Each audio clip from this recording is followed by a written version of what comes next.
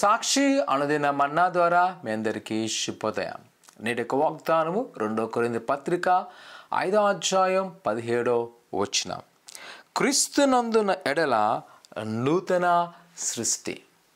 ప్రియ సహోదరి సహోదరులారా, ఈ ఉదయకాల సమయంలో క్రీస్తునందున మనకు ఒక ప్రాధాన్యత ఏమిటంటే మనము నూతన సృష్టిగా ఉన్నాము.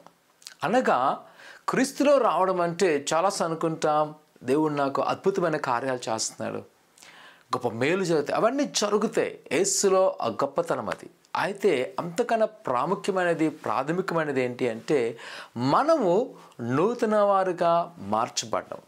ఏంటి క్రీస్తులో నూతన సృష్టి అంటే ప్రాచీన స్వభావం, ప్రాచీనమైన పరిస్థితులు, లేదా వ్యర్థమైన ఆలోచనలు, లేదా ఈ పాపంతో కొన్ని వాటి నుంచి మనం విడుదల పొంది మనం నూతనగా సృష్టించబడిన.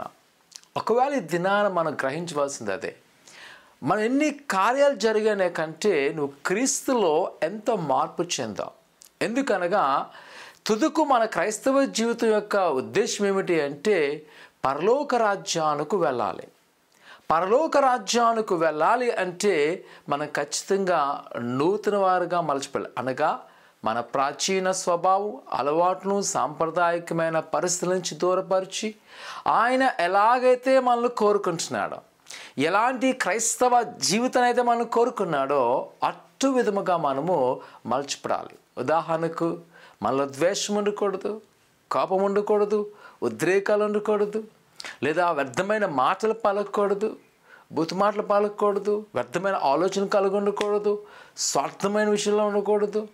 దేవుని యొక్క లేఖనము ఏదైతే సెలవిస్తుందో వాటి ప్రకారము అనవసరమైన వాటిని విడిచిపెట్టి అవసరమైన వాటిని క్రీస్తు యొక్క లక్షణములను మనము మన జీవితంలో అలవర్చుకోవాలి.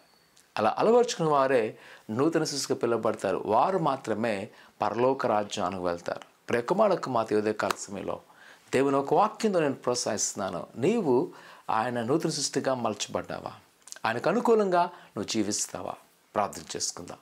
పరిశుద్ధుల ఘనమైన దేవా, నీకున్నారు. నీ బిడ్డలేని వారిని మీ జ్ఞాపకం చేసుకొని నీ దీవెన, నీ ఆశీర్వాదంతో నింపండి. వారికున్న కోదులు, వారికున్న ఆటంకాలు, వారికున్న ప్రతి ఒక్క వ్యతిరేకతలు యేసు నామమున విడుదల చేసి నీ హస్తాల్లో వారిని భద్రపరచండి. వారు ఏదో అడుగుతున్నారో వాటిని నెరవేర్చి నీ కృపాక్షమలతో నింపండి. ఇక మరి ముఖ్యంగానైనా నీ కుమారులు, కుమార్తెలు అయినా నూతన వారుగా మలచుపడి మాలో ప్రతి శరీరకులు దూరపరిచి నీకు ఇష్టమైన వారుగా మమ్మల్ని జీవింపచేయమని యేసు నామమున అడుగుతున్నాం తండ్రి, ఆమేన్.